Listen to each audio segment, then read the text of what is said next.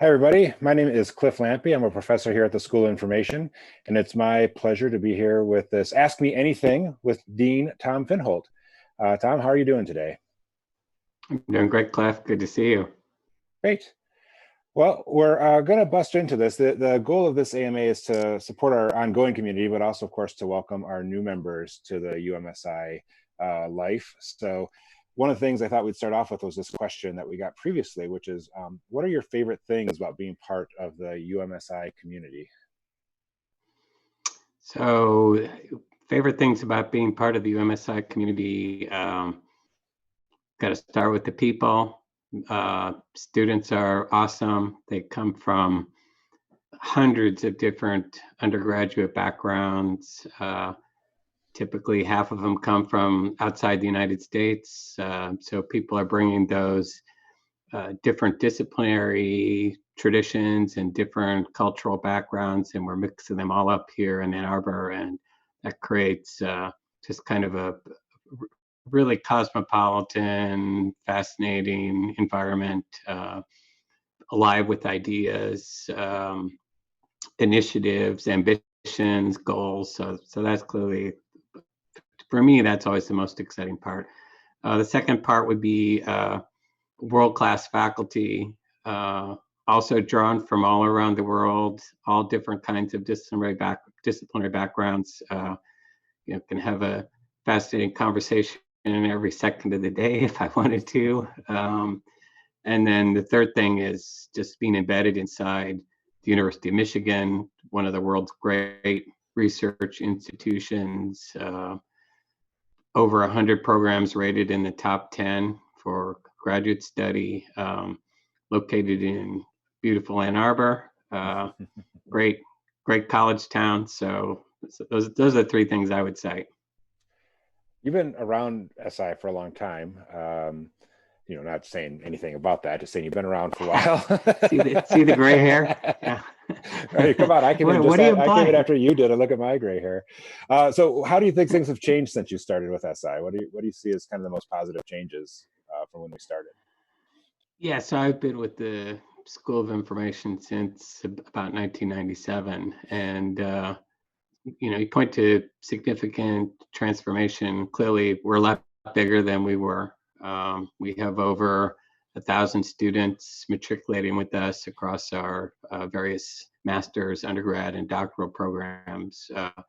Our faculty is about twice as big as it was back then. We're much more visible than we were then.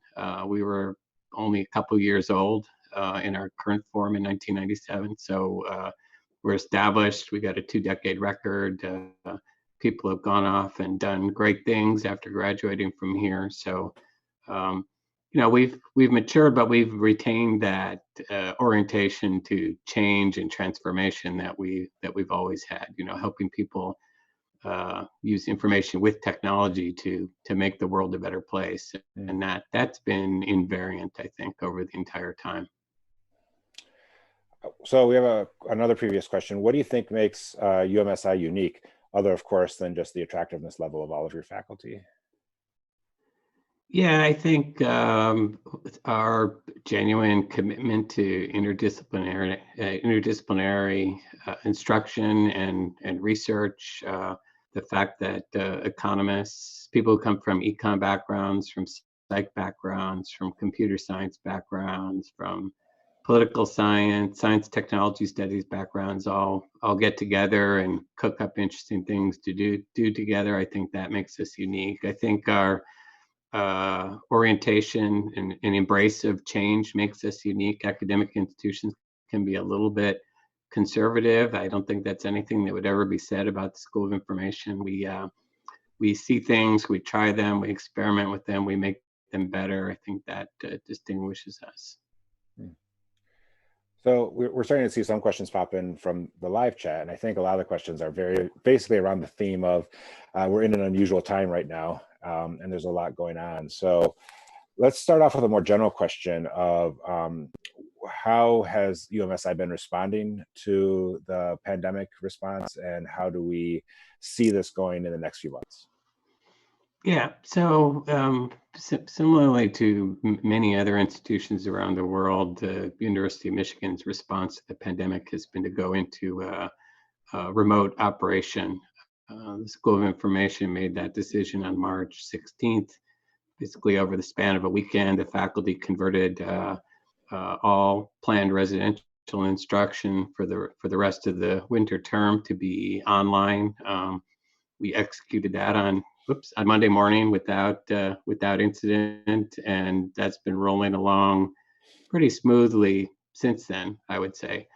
We made a simultaneous decision to go to all remote operation. So all staff, faculty have been working from home during that time, and I'd say haven't really lost a beat. It's not surprising. I mean, we have a 3-decade experience in developing and using collaboration technologies, including the precursors to what we're using here today.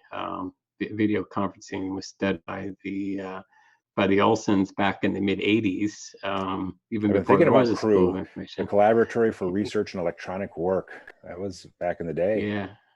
Yeah, this was some using closed circuit TV to simulate things that we do routinely on the internet today. So, I think the school is better equipped to roll with those punches than some other places. And we've had a geographically distributed facility in Ann Arbor for the last several years, and so our staff are already familiar with using mechanisms like video conferencing to interact with their colleagues who might be in another building across the city and that kind of a thing. So I feel like we were better suited for that. Broadly, we're following the recommendations of the state of Michigan and of the University of Michigan in terms of when it will be safe to return to residential instruction, and that's going to be the determination based on declining case rate, increasing confidence about test availability and results of tests, and so forth. And that does get into a question that Linda Donaldson asks, which is, I read inside higher ed that some universities are considering delaying the start of the term. Is this something that UMSI is considering? Well, so first of all, that wouldn't be a decision that UMSI would be allowed to make unilaterally. That would be a decision that the University of Michigan would make, and then the School of Information would follow that direction. There is at this time no discussion of delaying the fall term at the University of Michigan. And then Megan Pauley asks, when will we be able to sign up for classes, and will someone help us with which classes to choose? Yeah, so registration for incoming students, that's going to happen over the course of the summer. Our outstanding student services staff will be available to help people with registration and advising. Faculty are also available to answer questions about courses they teach and so forth. So that I would expect to unfold on the normal timeline. I've had lots of meetings this week with what the fall semester is going to look like. What could you paint us a picture? What do you think instruction in fall 2020 is going to look like? So it's a little bit difficult to forecast because we don't know the course of the pandemic in Southeast Michigan, specifically in the United States more broadly.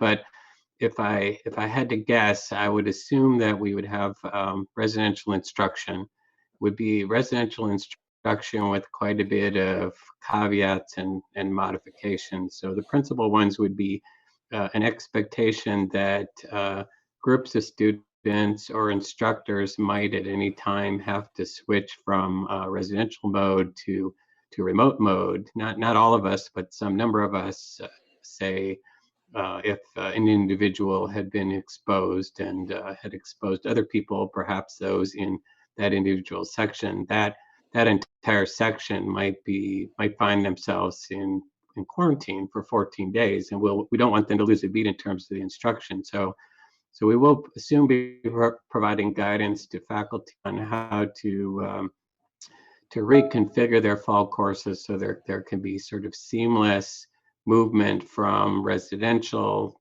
face-to-face instruction, traditional instruction to remote instruction, and also to accommodate those students who, by virtue of being in higher risk categories, as a function of underlying health conditions or immunocompromised states and so forth, have to remain in greater isolation. So a kind of a hybrid mode where we would go back and forth. I think some amount of social distancing is going to remain in place. It's plausible that there could be restrictions on large lecture sections, for example. So it might be they're not going to be packing 1,000 people into a lecture hall for fall of 20.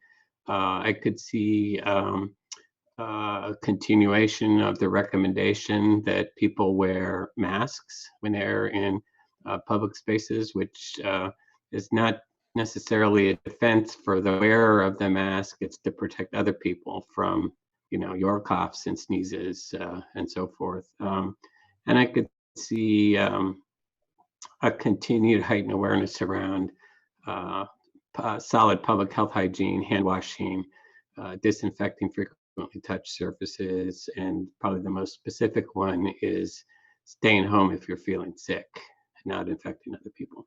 So I think those provisions are likely to remain in place. I would expect a ramp up of both the PCR COVID testing, which is the one that detects presence of virus, and of serological testing, which would detect presence of antibodies to the virus as we move into the spring and summer. In fact, the largest hospital system in the state of Michigan just announced today that they're going to conduct antibody testing across their entire 38,000 person workforce, which will provide a very definitive picture of the state of the pandemic and the state of, and I would expect University of Michigan healthcare system to follow. So I think those are the conditions we'll be in. So some elements will appear very normal and regular. Some elements will appear unusual, but we just went back and looked. The university carried on during the 1918 flu pandemic. I've seen pictures of the students and instructors in masks in class. I think we will be able to prevail, but of course the preeminent concern will be the safety of the students, the faculty, and the staff, and the university will not make any decision that endangers anyone, and that's why we have to say in all honesty that there could be movement back and forth between remote and residential instruction, but that these reflect my sort of personal thoughts. These do not reflect the official position of the University of Michigan at this point. I'm just speculating on where I think things might go. And the football season? Yeah, I don't run the athletic department, so I don't have any comment about that. Well, maybe we'll win some rivalry games. So let's get back to some of the live questions here. It's always esports. That's right. That's right. One question that has come in previously that I really like is, are there any books or other resources you would recommend we familiarize ourselves with before the school year starts? That comes from Andrew P. Yeah, are there canonical texts that one can read? I don't know. I'm just going to talk about books I've recently read. So the one that I recently read that I think is really instructive relative to the experience at SI is called The China Typewriter.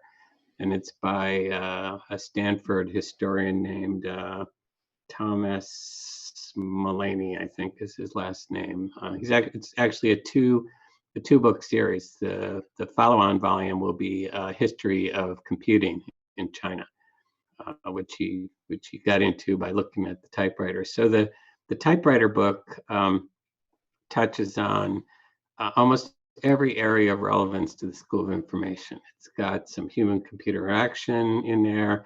It's got information retrieval. It's got library science. It's got politics and history. It's got science, technology studies. So I think that would be a reasonable starting place. The other one that I really enjoyed that I think is relevant to the school, it doesn't have anything to do with technology. It's called The Swerve, I think. It's about these guys that rode around in the late Middle Ages collecting ancient texts, Greek and Latin texts, and preserving them, which essentially created the basis for the subsequent Renaissance, because the writings of Aristotle and Plato and whatever, which would otherwise have been lost to the sands of time, were gobbled up by these roving book collectors, or scroll collectors probably, and then preserved in things like monastic libraries and so forth. So I think those Ooh, two that are sounds like pretty. a good movie too.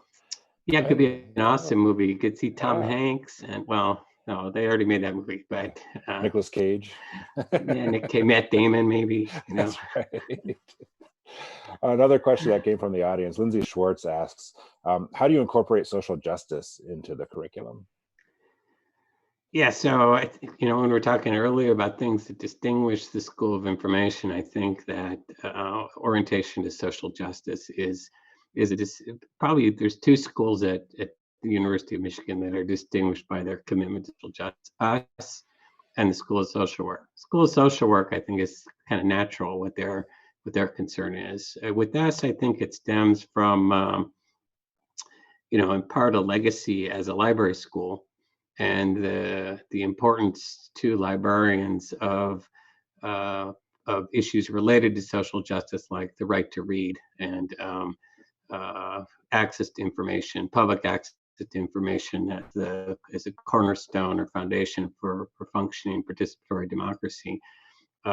You see this present in our curriculum and our research all over the place, certainly in the information communication technology for development movement, represented by people like Kentaro Toyama, Joy G. Pal, Mustafa Nassim. These are a faculty that are concerned about the differential effects of technology adoption, particularly in the developing world, how that may reify and reinforce existing inequities, or might be used to overcome those. You see those in the work that Tawana Dillahunt has been doing, looking at the plight of gig workers in city of Detroit, all of the preconditions for participation in the gig economy that are often absent for people who are on the margin.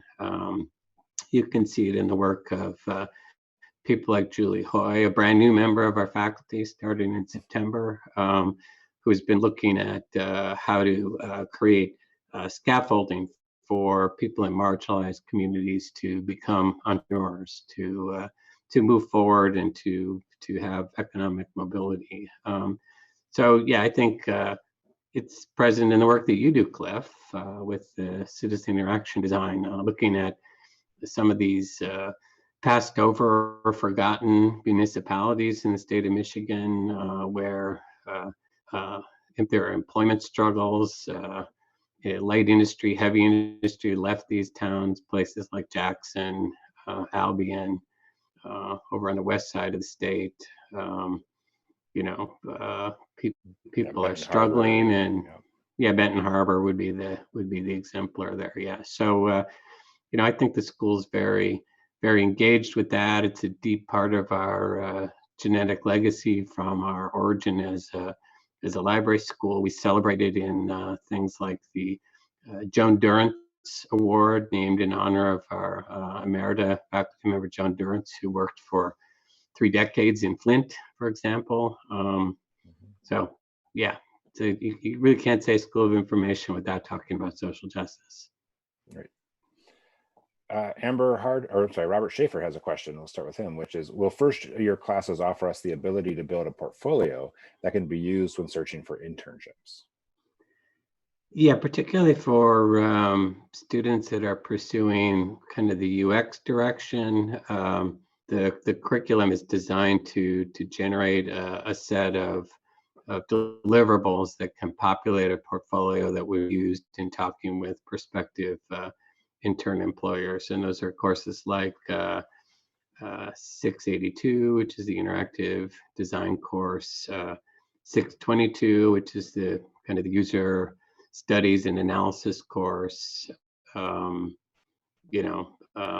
there's various capstone courses. So yeah, in the first, there's a great graphic design sequence that Elena and Vadim teach, generates a ton of artifacts that can be very, very useful when talking to recruiters. So yeah, I don't think there's any problem in generating a rich portfolio of content. Yeah, I'd also make a call out here for 538, the Citizen Interaction Design class. That for sure will generate a portfolio project. And then I'd also mention the Engaged Learning Office in conjunction with any kind of portfolio work in that first year.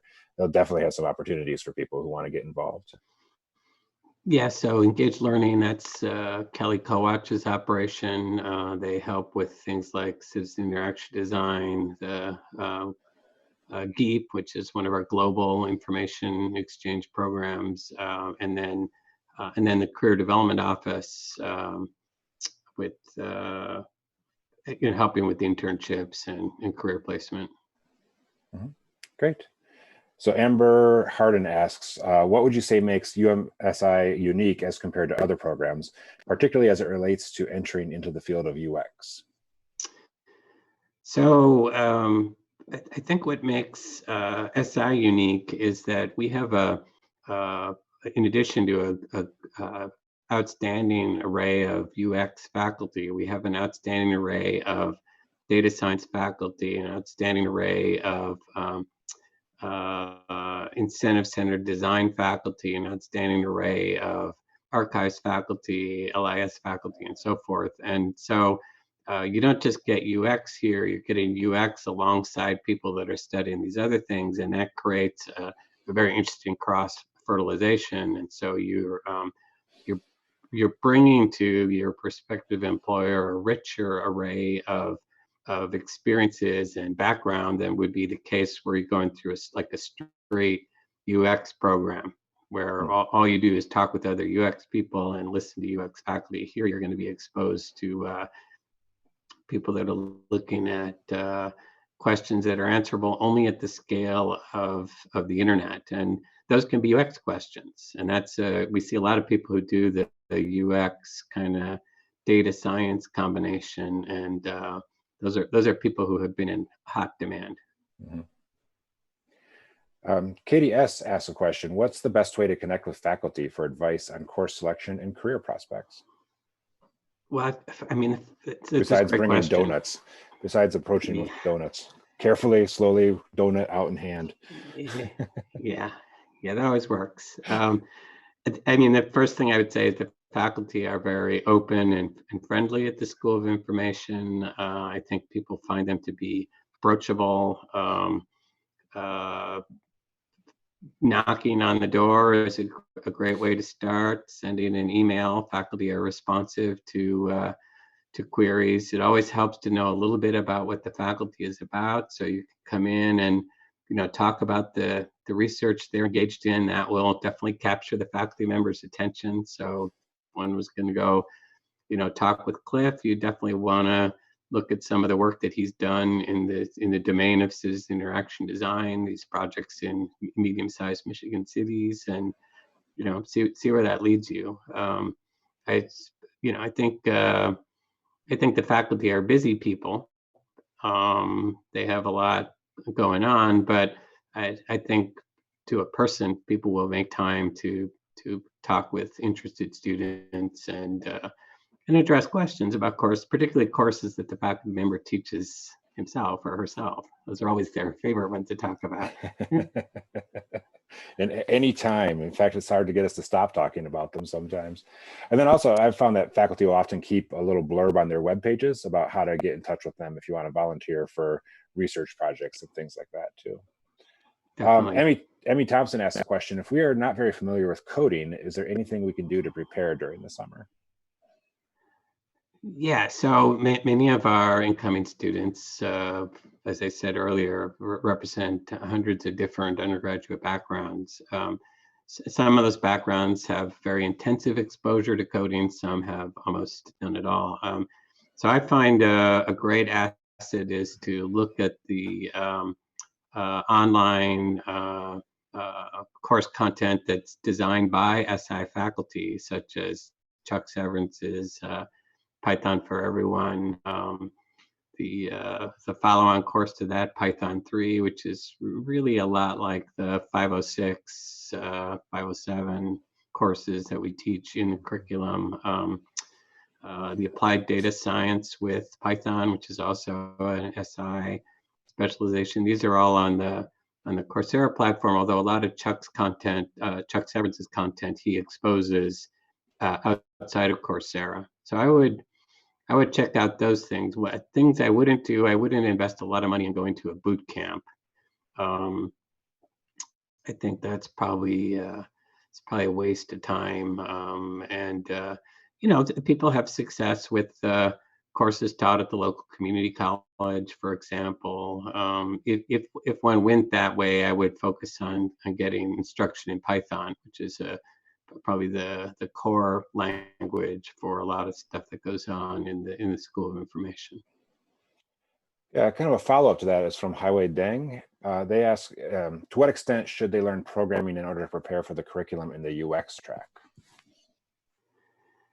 Yeah, I think coding is a reasonable skill in all of our tracks. I think it's probably a more specific prerequisite for the data science flavored tracks, but there are places where it could be useful in the context of UX. I imagine in UX you would be as well off learning various prototyping tools as you would learning specific language, and you might be better off looking at things that would be related to say web design or web applications, so maybe more JavaScripting flavor than Python flavored, or SQL.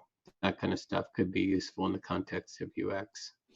Yeah, it's probably pretty dependent on the job. I've been interviewing UX workers out in the field this semester for one of my classes, and they talk about stats, right? Like a lot of the companies they work for have programmers, but they don't have as many statisticians. So if you're going to spend that time, maybe doubling down on stats is another skill. So yeah, of which there's a great Michigan specialization offered on Coursera. It's basically a clone of our undergraduate course, Stats 250, which is excellent.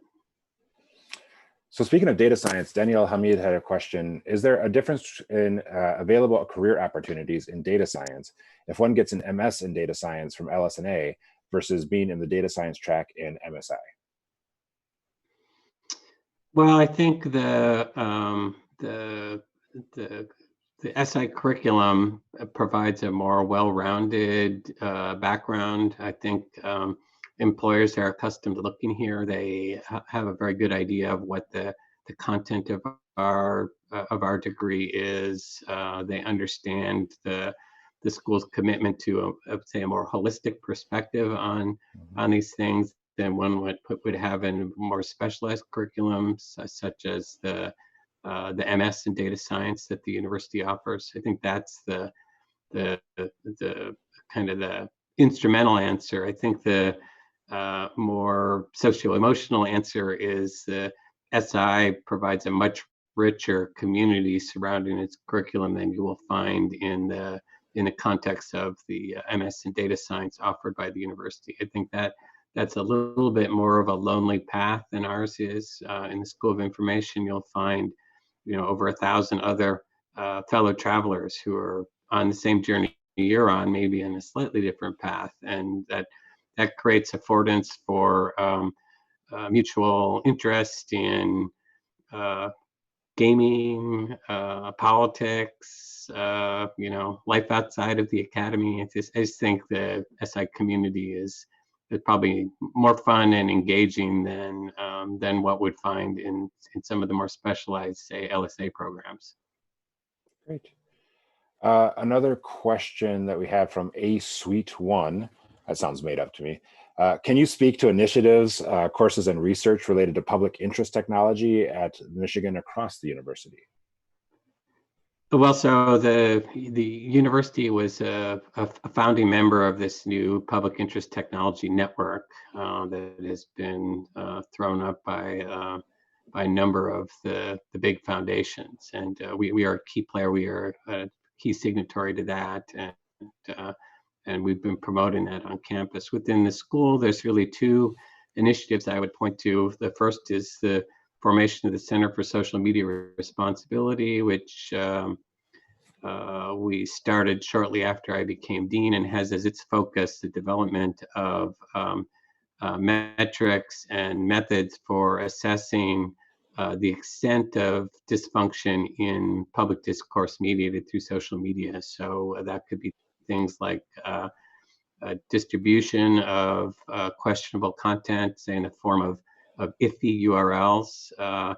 It could be the degree of hostility in comment threads, with the idea that creating measures of these things establishes a floor by which, say, social media vendors and platforms can then grade their subsequent interventions and performance. So the Center for Social Media Responsibility, which is directed by Professor Paul Resnick, has as its goal the production of these tools and moving them from sort of research stage to more annealed production quality, and also the convening of the conversation between activists, advocates, critics, and the media platforms themselves, like Facebook, Google, and so forth, to create a kind of a common ground upon which everyone can talk about how we might move forward in a more productive fashion.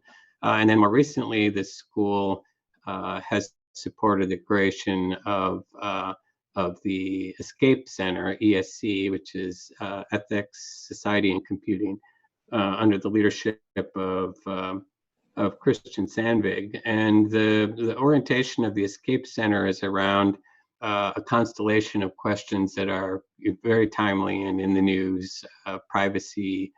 For example, one of the things they've been talking about is the adoption by the city of Detroit of these video camera systems that are being used by the police force to monitor suspicious individuals or past offenders and things like that.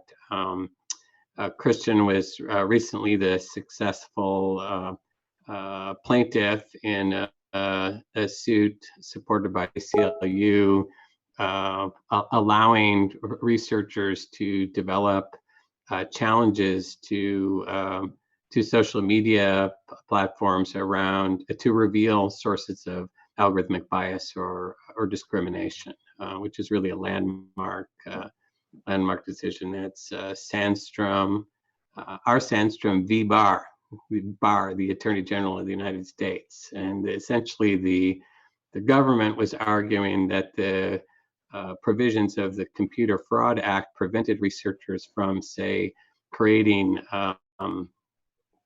bogus entities that would be used to probe the nature of these underlying algorithms. The government was arguing that those should be banned on the grounds that that was a form of fraud or misrepresentation. And the finding in the case by the court was that the need of the public to understand the provisions of these underlying algorithms overwhelmed any concern about possible misrepresentation. And so it was a huge and definitive victory for internet researchers, and that was work that Christian did. Now, of course, the university was not we didn't file amicus in that case. So the university was not a partner. That was an individual action that Christian Sandvig brought as a citizen with the help of the ACLU. But we will certainly celebrate it and take credit for it along the way, even if it was mostly him doing the work. So those are two examples, I think, of public interest technology engagement by the school. And I would also point to the work that Cliff has been doing for several years around citizen interaction design, which fundamentally is in the public interest. It's figuring out how to increase levels of citizen engagement, particularly in these municipalities where the citizenry have become quite distressed and estranged from the local governments to solve problems of practical and important significance, such as blight, such as vermin control in clean Ferndale. water and everything else. Yeah. Exactly. It also sounds like there's some exciting things going on campus related to the debates this fall and our role in that. Yeah, there will be a presidential election, I'm told. So, so the University of Michigan is one of 3 sites hosting a presidential debate. It will be in October. Our debate will be the town hall debate, which is where a scientifically selected audience of registered voters is present, and they will query Donald Trump and I presume Joe Biden on how each of them plans to move forward if elected president. And obviously that creates a hugely visible event for the campus. We will be orchestrating all kinds of curriculum activity around that. Cliff, maybe you could say a little bit about your role in that curriculum development. Yeah, I'm going to be teaching an undergraduate course, not for graduate students. So, you can consume some of the content, which is going to be bringing in experts. The course is called Discerning Truth, and we're bringing in a bunch of people to come talk about what is the nature of truth from a variety of disciplinary backgrounds. And then with the kind of hybridization of classes, we're also thinking about how do we use technologies that, like as Tom was mentioning, we've had a lot of experience with, to create kind of shared viewing experiences when we don't want to put large gatherings of people into one place. So we're also really thinking through as a school, how can we support better than being there types of experiences, both with very large classes like this Discerning Truth class, but also with some of the viewing opportunities that we would typically have on campus.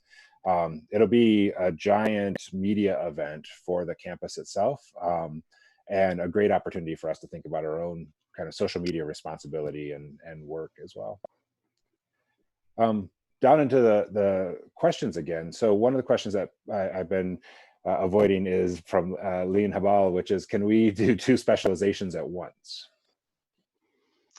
Can you do 2 specializations at once? Many students do 2 specializations at once. It can require some special gymnastics on behalf of the academic advising staff. But I mean, I alluded earlier to UX students who are also getting kind of a data science exposure. We have many people who pursue kind of the more library science components of the curriculum, but also get some UX exposure. And actually libraries love to hire those people because they're able to do a lot of things that traditional library science trained graduates can't do as well. So I think there's quite a bit of openness to that. I mean, some of the specializations have a steeper requirements list than others. The UX or HCI has a pretty specific list of courses that one must complete. I think archives and records management and LIS have more relaxed requirements list. So it requires a little bit of creativity, but every year we have maybe 40% of the people graduating in any cohort have done two specializations, so definitely plausible. Yeah. As long as we're talking about curriculum, Amber Harden had another question, which is how do inclusivity and accessibility play a role within the curriculum at UMSI? Yeah, so those are both in the foreground. Accessibility in particular, because we have members of the faculty who specialize in that and who benefit from it because of visual impairments and so forth. So that's a high interest.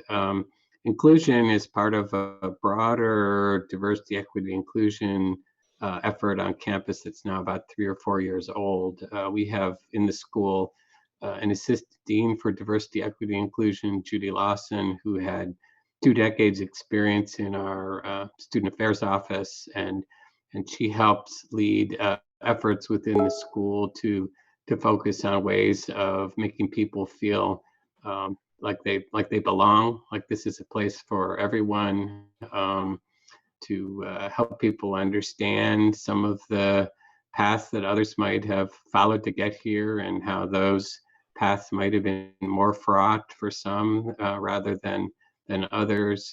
Certainly, the University of Michigan and the School of Information ascribe to President Angel's dictum, which is I'm gonna paraphrase it in a gender neutral way. uncommon education for the common person. So anybody able to do work at the University of Michigan should be provided the opportunity, and recognizing that that opportunity is not distributed uniformly in the society as a function of people's family backgrounds. Cliff, for example, I believe is a first-gen college grad. Right. As is my wife, Stephanie, who's also on the faculty.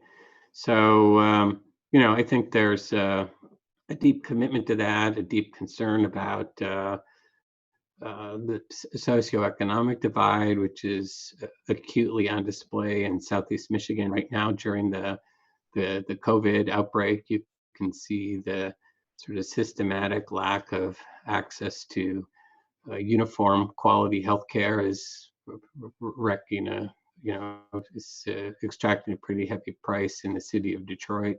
And these are things that we focus on and worry about at the school and try to address. A lot of people had a question that was articulated here by Vanya Srivastava. For the students who haven't got any RA or TA opportunity, is it okay for students to get in touch with the professors with whom we wish to assist in their research?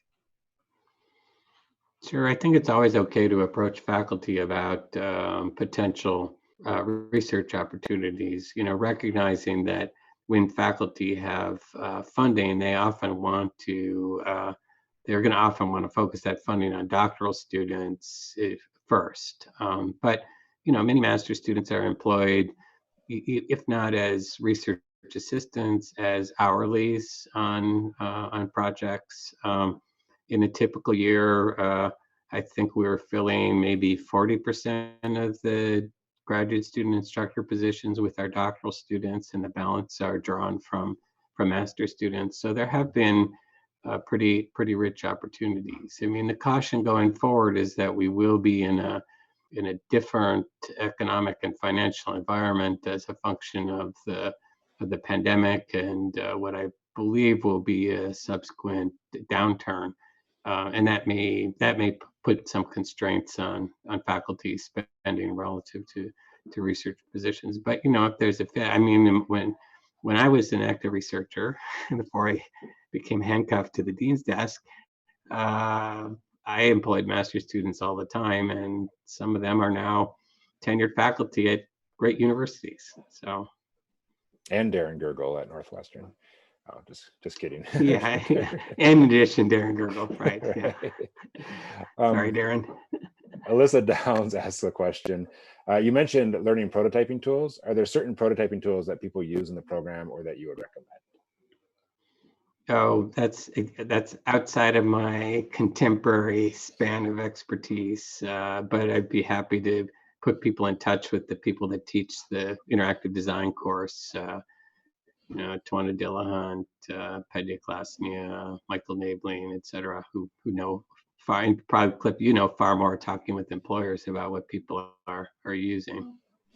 Yeah, I mean, there's the common ones of balsamic and things like that. I think the standard answer for this is that the tool will go out of fashion in 2 years. So we don't typically teach the tool, we teach the principle, right? So you'll get experience with tools, you'll get some hands-on experiences in graphic design in our prototyping classes. But a new tool is going to come along in 2 or 3 years. And so the key thing to try to get here is the principle of prototyping, that's for sure. Christian Gutierrez had a good question that has now scrolled up on me. So there are currently 497 MSI students in the 19 to 20 academic year. What are the pros and cons of being in a master's program with such a massive cohort size? Well, I think the pro is that you're going to find someone in that extended cohort, either your year or the year ahead of you, that has some experience or background or network connection that will pay off for you in beneficial ways. It creates a greater sense of what our colleague Carl Weick used to call requisite variety. So your toolbox of potential exemplars or models is much bigger when you're surrounded by a large number of people who have such different backgrounds, whether that's country of origin, cultural background, disciplinary background, and so forth. So I think that's a tremendous pro. Scale allows you to do a lot of things that you can't do if you just have small numbers of people. So it allows you to teach some courses more often. It allows you to attract attention from employers and placement opportunities that might not be present in a smaller program. And it allows you have more resources. You have maybe more funding to go to conferences and things like that.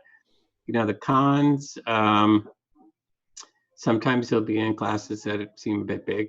Might be particularly for people who come from small liberal arts colleges, as I did and as Cliff did, may find the transition to the University of Michigan to be a little bit daunting. We have a different scale here. There's 44,000 students of one kind or another. Some people come from campuses that have 12 or 1,300 students. So that's a change of pace. And with that scale sometimes comes some accommodations.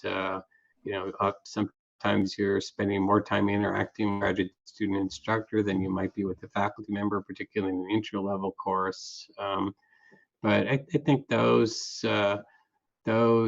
negatives are washed away by the array of positives. I don't think we're so large that we're at risk of doing bulk education, for example. I think it's still possible. It is possible for students to have an experience where the faculty member knows their name, can write a compelling letter of recommendation, and can talk about what their favorite comic book superhero is. That's right. Which we were doing just before we came on this. That's right, as you can see behind me. Yeah, I would. I agree. Like treating the size of the cohort as a resource, not a constraint, is really important because it does allow us to do different things. And the other thing I'll say is I teach right now a second-year master's course, and it's 25 students, and we're having a very kind of boutique, close experience, and have gotten to know all of them. So we manage that scale in different ways. But part of that is, of course, having more courses, like you mentioned. Evan Liu asks, it seems that the MSI is somehow HCI oriented. For prospective students coming from a CS background, how will MSI prepare them for data analytics or possibly SDE career?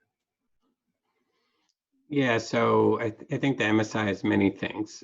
It's true that the largest number of students in the program are following the HCI curricular path and aspire to be employed, in the UX field. But there's plenty of curriculum to go around. So people that have a more data science or information retrieval background, we have 8 or 9 data science faculty available teaching great courses that are so successful that they're wildly popular outside of SI. Library science, same thing. Archives and records management, we've just hired 4 ARM faculty in the last 5 years, including Irena Pesqueto, who will join us this fall from UCLA via Harvard. So I think there's something there for everyone. And there's a capstone sequence that ends in a great mastery experience for everyone, no matter what you're doing. So yeah, I think there's plenty of paths. I'm going to jump down to a question by KDS. The question is, what is the age distribution of MSI students? Are there resources at U of M to help students with K-12 age children? And I asked that because I'm sitting in my 7-year-old's bedroom and he just stuck his head in the door to try to distract me. So I'm feeling the K-12 thing right now. Okay, go Brock. Yeah, the age distribution, goes from fresh out of undergrad to people that are returning after 20, 25 years in the workforce. And I feel like the school does a good job of accommodating that span. Specific resources for children of specific ages. Obviously, if the kids are public school age, they would, be in the public school system here in Ann Arbor. My kids graduated from that system, worked for them most of the time. I don't think the School of Information would have any programming specific to kids. We did used to run a media specialist program with the School of Ed. The state of Michigan no longer certifies that specialization, so it's kind of on the shelf for right now. But within the faculty, we have Kristen Fonicaro, who's a clinical professor, was a public school media specialist for a long time over in Birmingham. She's tightly connected with the network of public libraries and educators in the state of Michigan. Is pretty capable of answering any question anyone might have about school options. Of course, our alumni are all over the place in the city. I think 2 or 3 of the school media specialists in town are UMSI grads. So yeah, And I think there's I a would lot going add on. to that, speak to your faculty about it, right? That most of us have K-12 kids or people not far from that. And I work with a lot of our students to accommodate whatever they need when it comes to their children. And, if I know that, I can accommodate them, and that helps me to be a better faculty member. I'm going to jump down to this question by Kashmira Sawant, because we haven't talked about the MHI much. So their question is, how does UMSI help to develop skills in the work in the MHI field, as I'm from the medical background? And if we can riff on the MHI for a moment, which we have some good news about too. Yeah, right. So the MHI is a great program, and I'm happy to announce that Denise Anthony, a professor of health management and policy in the School of Public Health, has just agreed to be the academic program director of MHI for the next 3 years.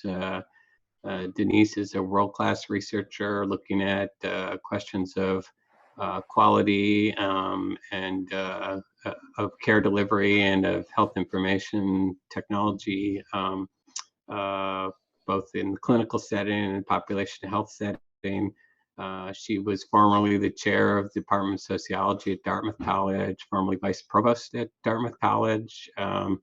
So, is bringing an awesome array of talents to the MHI program. So one of the things we do for the MHI students when they're taking the courses offered inside, that have originated within the MSI curriculum, is we create separate sections for those MHI students. So when they're taking a course like 501, which is really our first kind of client-facing course in both the MSI and the MHI curriculum, those MHI students are put together with one another so that they can select projects that are specific to their health background or their health interests, and aren't thrown together with the general population of MSI students. And then there's probably 5 or 6 courses that are taught by SI faculty that are purpose-built for the MHI curriculum.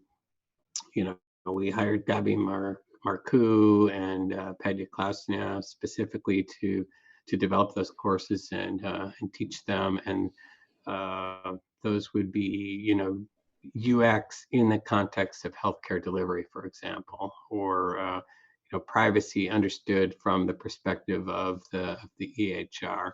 And then there's the array of courses in the MHI that are taught by our partners in the med school, in the Department of Learning Health Science, and in School of Public Health, largely in the Department of Health Management and Policy, but a little bit in the Behavioral Health Department and a little bit in the Epidemiology Department. So I think there's quite a bit there. And a follow-up question from Monasola Jayoba.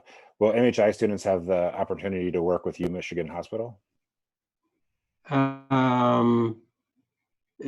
We place many MHI students in internship. I think it's our #1 internship placement location for MHI students within the Michigan healthcare system, which is a huge tertiary care facility, over 1,000 adult beds, giant separate pediatric hospital, enormous network of outpatient clinics in southeastern Michigan. So there's plenty of work to go around. I have a suspicion that MHI graduates are going to be in very hot demand coming out of this pandemic, because we've revealed that our systems of public health surveillance and monitoring are not everything that they could be. And I think there's a lot of lessons to be learned from other places.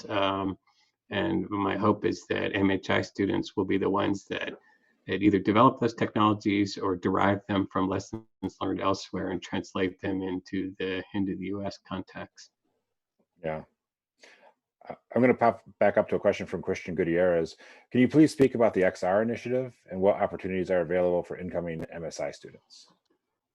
Yeah, so the XR or extended reality or whatever is AR, VR, whatever the new cool name is. Yeah, augmented reality, mixed reality, virtual reality. This is an initiative that was really born in the school. The chair of the committee that designed the XR certificate was Mark Newman, who's a member of our faculty.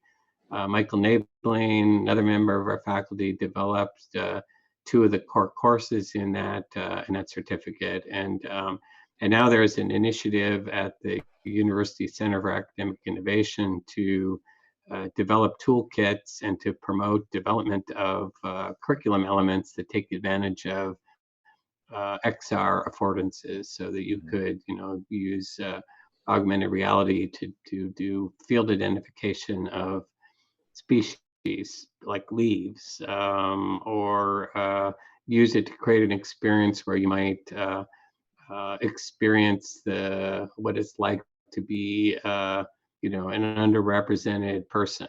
I just saw a presentation by a faculty member, a Michigan alum who's now a faculty member at Columbia, about the experience of a Black man growing up as elementary school aged, high school aged, and then adult, and experiencing episodes of bias or microaggressions and that kind of a thing. So I think there's a lot of opportunity there. Students can get this XR certificate, which is, you can double count some of your SI courses toward that, and then you take courses elsewhere that would maybe be more intensive around the underlying technology. You might do more with the Unity development environment. And then that's just kind of a special gloss that you can put on your degree that would signal to people that you've got this additional exposure and expertise, which might be great from the point of view of instructional design.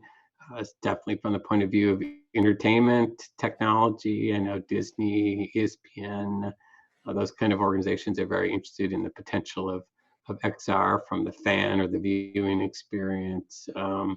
Could be very important in the practice of medicine, dentistry. So I mean, conference going. A lot of SIGCHI conferences are moving to XR platforms for holding their meetings and stuff in this coming year. Yeah, so for example, Jon Favreau, in directing The Lion King, there wasn't, none of that was done in studio. The entire studio was the garage of his house in Santa Monica. And so everything was in silico, if you will, including all those fantastic crane shots and the tracking shots, all done in VR. I'm going to go back also to a question from Sona Rao. How does the School of Information intersect with LS&A School of Communication and Media and STAMPS? Any labs, projects, opportunities, courses for students to pursue? So, I mean, my first response would be the University of Michigan is a fabulously interconnected and interdisciplinary place where the boundaries between units are very, very permeable. In the case of the STAMPS School of Art and Design, we have 3 or 4 faculty that are jointly appointed. Ron Eglash, for example, is fractionally appointed in both schools. Christian Sandvig and Sylvia Lintner have courtesy appointments up there.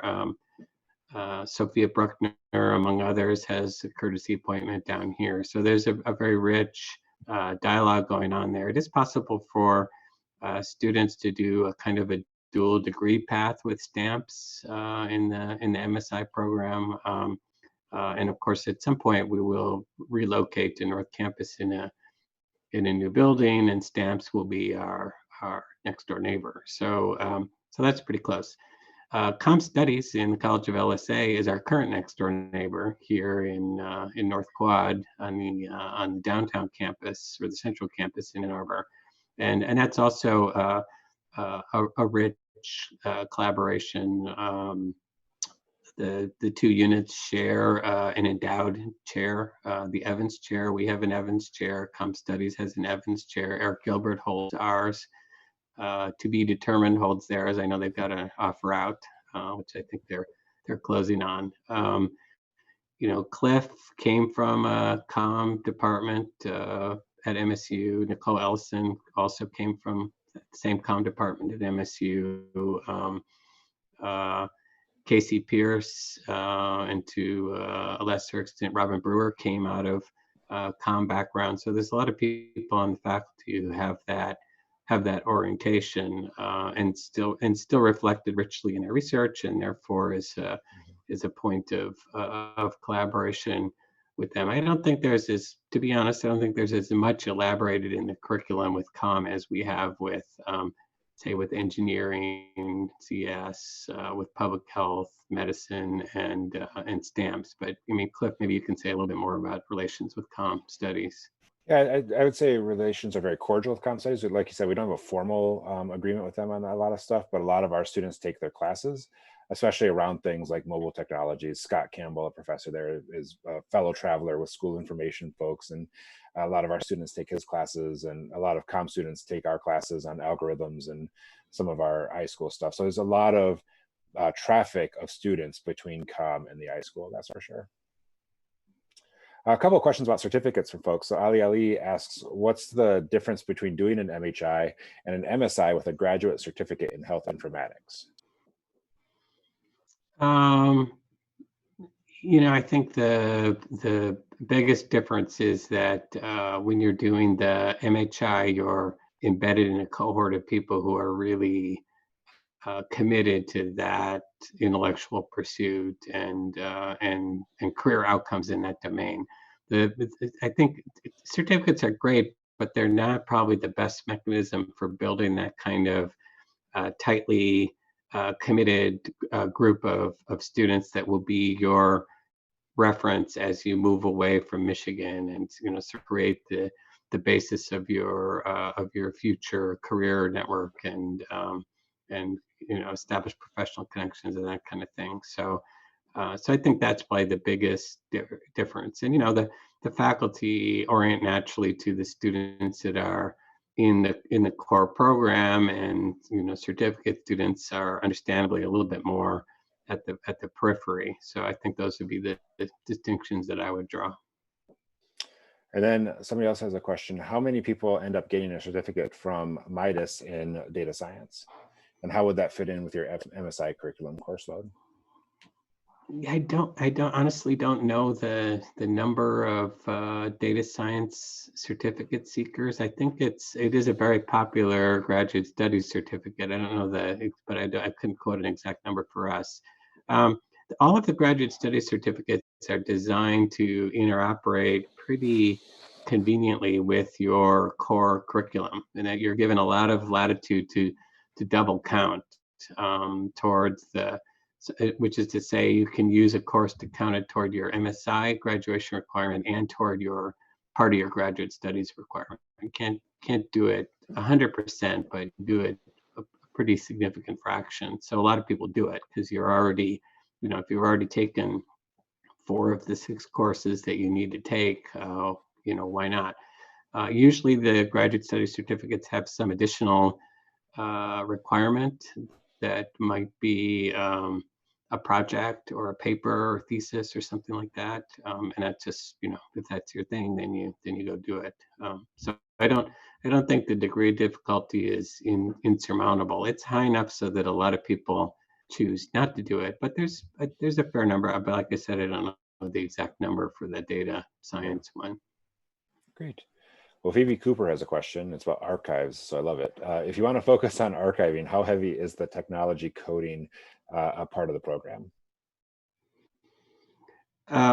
So it probably not as intense as it would be, if you were pursuing say, our data science track in the MSI, but we want people to have some exposure, because that's the thing that differentiates our students from other students. So we are going to be concerned about things like metadata and understanding metadata standards and markup broadly. And we have a great faculty member in that area, Carl Lugosi, who unfortunately has not been able to teach very regularly for us recently, but I am delighted to say that I think we're negotiating to get him back into more courses this fall.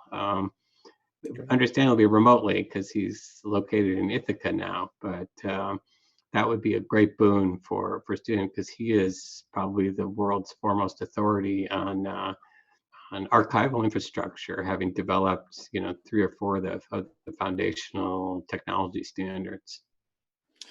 So as long as we're talking about the archives program, Lindsay Schwartz asks us, what are the strengths of the archives program? Well, I mean, I would start with the quality of the faculty. So the extant faculty are awesome.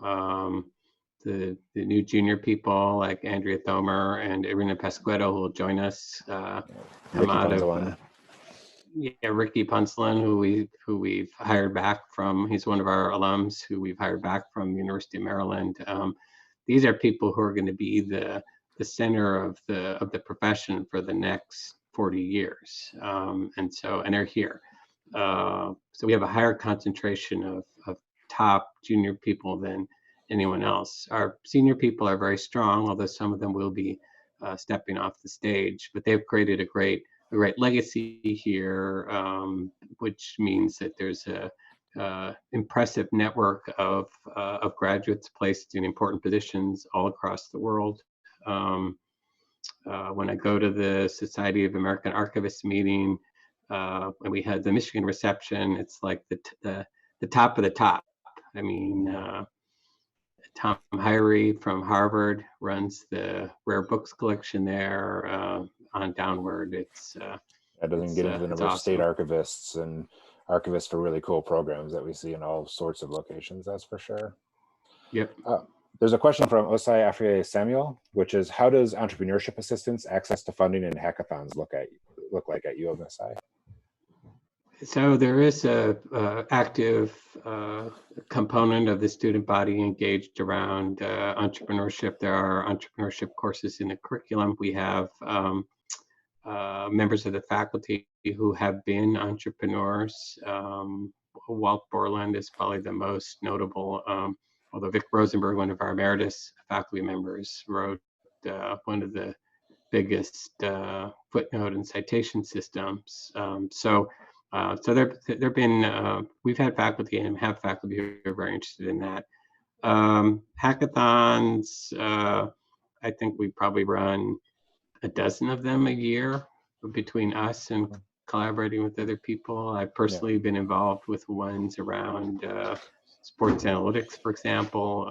We've done stuff with organizations in Detroit looking at civic data. In terms of funding, the University of Michigan has recently initiated 2 new seed capital funds, one oriented principally at biotechnology and the other oriented at all other kinds of technology. I think students will have access to those funds. Those are both raised with philanthropic support, and so they're just starting out, but they're designed to be evergreen funds, so that there's a couple wins in there that then produce profit that will flow back to sustain other activity. I mean, Ann Arbor is the home of a number of Michigan spin-offs. Duo Technology is probably the most notable one. Doug Song was a unicorn, sold for over $1 billion. Arbor Networks is another spin-off. So yeah, I think there's a lot of opportunity for that. And the Sight Machine, our friend Nate Ostendorp's company in town. Right, one of our distinguished alums. Yeah. Great. So Kashmira Sawant had another question about the MHI, which is, what is the scope and job opportunities after completion of the MHI? So the The principal destination for MHI grads is on the payer side, I'm going to say. So, people who are concerned about like insurers and so forth, and consultants who work with the payer side are, I think, the predominant placement. And then next would be a more clinical setting, so around the this traditional conception of the EHR. And then third would be sort of more population level, which is ironic because the program was initially predicated on a belief that consumer side health informatics would become a really big deal. I think that's been slower, although things like the development of the Apple Watch are going to accelerate that. Yeah. One of the last questions we'll take from the audience is from Jishe Zhao. Do students have opportunities to do projects based on the real world problems or needs from the clients? And yeah, so what do our client-based offerings look like?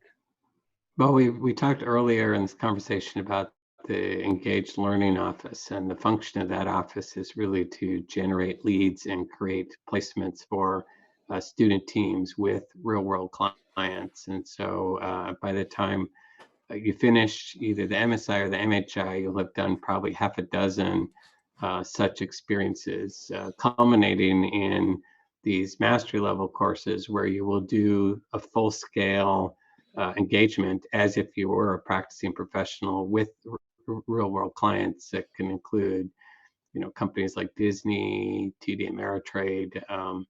Yeah, just to give an example, I'm teaching a methods class this semester for second-year master's students, and the clients in that class are Quicken Loans, thinking about how do millennials think about home ownership.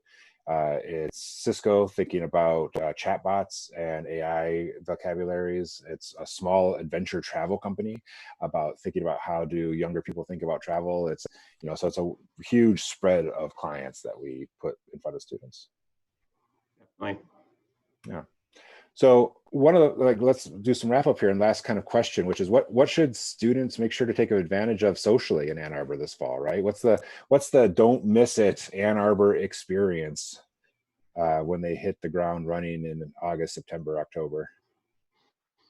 Well, I mean, the distinctive thing this fall is going to be the presidential debate. So there will be, while access to the debate venue itself will be extremely constrained, and nobody on this call is going to be in that room, there's going to be dozens of watch parties and communal experiences around that, which is just exciting. It's kind of the nitty gritty of American democracy on full display. So that'll be fun. For people who appreciate the music and fine arts, we've got the University Music Society has a giant program of visiting artists. The School of Music, Theater, and Dance here does over 450 productions a year, ranging from operas, avant-garde theater, musical theater, individual recitals, master classes. The University Art Museum is a great facility, has many really stimulating projects. The new director of the Art Museum has been very entrepreneurial. So those are always present for sports fans. Obviously the University of Michigan Division I athletics. Football is very important for many people. Basketball and the winter men's and women's. Dozens of other varsity sports. All of the Olympic sports are represented. Lots of opportunities there. Detroit is nearby. There's a lot of interesting things in Detroit Institute of Arts. Pretty interesting emerging restaurant scene. A lot of startups down there. Out and about. Bicycling is very popular here. I'm a biker. There's a lot of great new bike trails that have been developed along the Huron River, for example. Metro Great Park system network. alone is Yeah. so great, right? Like, yeah, great network of metro parks, golf courses, other recreation, canoeing, kayaking on the Huron River. Gallup Park in the city of Ann Arbor has canoe and kayak rentals, also pedal boats and stuff like that. So yeah, I think there's a lot going on. It's a very vibrant place. It's a college town. Lots and lots of young people from all over the place discovering stuff together. It's very exciting. yeah. Well, with that, I think we're out of questions for today and out of time, of your time. So thank you, Tom, very much for making yourself available for this Q&A. And thanks to everybody for the great questions that we had from everybody. It was a really great peek into your questions of our program. And we all stand ready to answer these questions anytime. And I'm sure Tom's willing to field some questions, or at least send them to the people who know the answers and everything. So Yeah, any last words of wisdom, Tom? Just thanks to you, Cliff, for moderating. Thanks to everyone for participating. We're really looking forward to seeing you in Ann Arbor this fall. Great. All right, well, thanks, everybody. Bye.